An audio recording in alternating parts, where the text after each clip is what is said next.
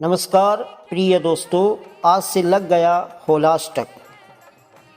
होलाष्टक के दिनों को शुभ समय माना जाता है। प्रिय दोस्तों, इस दौरान क्या करें क्या ना करें, इन सारी बातों को आज के इस वीडियो में हम जानने वाले हैं। तो मेरे प्रिय दोस्तों, मेरे चैनल को अभी तक सब्सक्राइब नहीं किया है तो मेरे चैनल को सब्सक्राइब करें। प्रिय दोस्तों, 27 फरवरी से होलाष्टक की शुरुआत हो गई है और 7 मार्च यानी होली का दहन के दिन समाप्त होंगे। फाल्गुन मास के शुक्ल पक्ष की अष्टमी तिथि से पूर्णिमा तिथि यानी होलिका दहन तक की अवधि को होलाष्टक कहा जाता है। वैसे तो होलाष्टक 8 दिन के होते हैं, लेकिन इस बार 9 दिन चलने वाला है। होलाष्टक में शुभ कार्य करना वर्जित बताया गया है।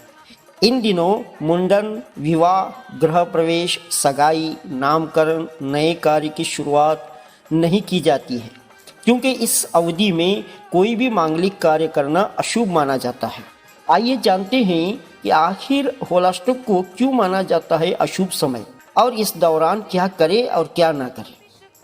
प्रिय दोस्तों, ज्योतिष शास्त्र के अनुसार होलाष्टक फाल्गुन की अष्टमी तिथि से पूर्णिमा तिथि की अवधि होती है।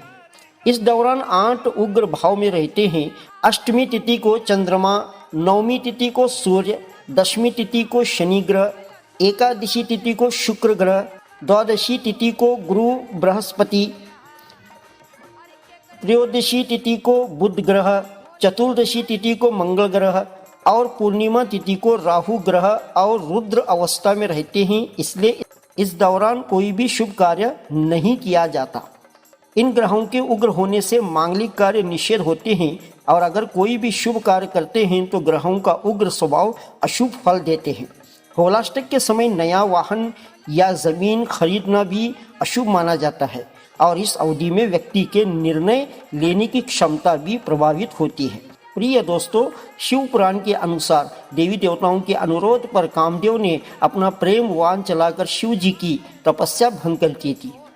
इससे भगवान महादेव काफी क्रोधित हो गए। अपने तीसरे नेत्र की ज्वाला से कामदेव को भस्म कर दिया था। प्रेम के देवता कामदेव के भस्म हो जाने पर पूरी सृष्टि में शोक और हाहाकार मच गया और दुनिया थम सी गई। कामदेव की पत्नी रति ने अपने पति को पुनर्जीवित करने के लिए सभी देवी देवताओं के साथ भोलेनाथ से प्रार्थना की थी। भोलेनाथ ने प्रसन्न होकर कामदेव को फिर से जीवन दान दी। कामदेव फाल्गुन मास की अष्टमी तिथि को भस्म हुए थे और पूर्णिमा तिथि को पुनर्जीवित हुए। इस वजह से होलाष्टक के 8 दिनों में कोई भी शुभ कार्य नहीं किया जाता है। प्रिय दोस्तों, भक्त प्रहलाद और हिरण्यकश्यप की कथा तो आप जानते ही होंगे। बताया जाता है कि राजा हिरण्यकश्यप ने भक्त प्रहलाद को मारने के लिए फाल्गुन मास की पूर्णिमा तिथि तय की थी। पूर्णिमा तिथि से 8 दिन पहले राजा ने अपने विष्णु भक्त पुत्र प्रहलाद को काफ़ी यातनाएं दी थी ताकि वह डर जाए और पिता का भक्त बन जाए। लेकिन यातनाओं के बाद भी प्रहलाद ने भगवान विष्णु भक्ति करना नहीं छोड़ा। 8वें दिन यानी पूर्णिमा तिथि बुआ होलिका ने अपनी गोदी में भतीजे प्रहलाद को भस्म करने की कोशिश की थी, लेकिन भक्त प्रहलाद का कुछ नहीं हुआ और होलिका आग में जलकर भस्म हो गई। मान्यता है कि होली से पहले के 8 दिनों में भक्त प्रहलाद ने जो यातनाएं सही थी वे यातनाएं ही होलाष्टक कहलाते हैं। इस वजह से इन 8 दिनों में कोई भी मांगलिक कार्य नहीं किया जाता है। प्रिय दोस्तों, इन दिनों में क्या करना है और क्या नहीं करना है, इसके बारे में जान लेते हैं। नंबर 1, होलाष्टक में पूजा पाठ और जप तप करना बहुत उत्तम माना गया है। इस अवधि में भगवान विष्णु या कुल देवी देवताओं की पूजा अर्चना करने से सुख शांति में वृद्धि होती। तो नंबर 2, होलाष्टक में ऋण मोचन स्तोत्र या श्री सूक्त का पाठ करना चाहिए और अपनी सामर्थ्य के अनुसार दान पुण्य के कार्य करना भी चाहिए। नंबर 3, होलाष्टक की अवधि में हर रोज भगवान कृष्ण को गुलाब अबीर लगाना चाहिए और मथुरा वृंदावन की परिक्रमा करनी चाहिए। नंबर 4, होलाष्टक में भगवान शिव की हर रोज पूजा अर्चना करें और इस अवधि में महामृत्युंजय मंत्र का जप करना बहुत उत्तम माना गया है। नंबर 5, होलाष्टक में शुभ और मांगलिक कार्य नहीं करनी चाहिए। इस समय विवाह, भूमि पूजन, सगाई, गोद भराई, गृह प्रवेश, 16 संस्कार, यज्ञ, हवन आदि करने से बचना चाहिए।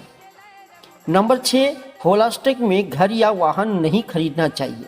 साथ ही नया व्यापार, नया निर्माण या निवेश करने से बचना चाहिए और यात्रा भी नहीं करनी चाहिए। विवाहितों को भी इस अवधि में मायके में रहना चाहिए। नंबर 7, होलाष्टक में कोई भी प्रॉपर्टी खरीदने या बेचने से बचना चाहिए। ऐसे कार्यों को आप होली के बाद कर सकते हैं। वहीं अगर आप नौकरी में बदलाव कर रहे हैं तो होलाष्टक के बाद ही, अगर ज़्यादा ज़रूरी है तो किसी ज्योतिषाचार्य को कुंडली दिखाकर सलाह लेकर ही करें। तो मेरे प्रिय दोस्तों, ये हैं जो करने के काम और नहीं करने के काम होलाष्टक के दिनों में। तो दोस्तों,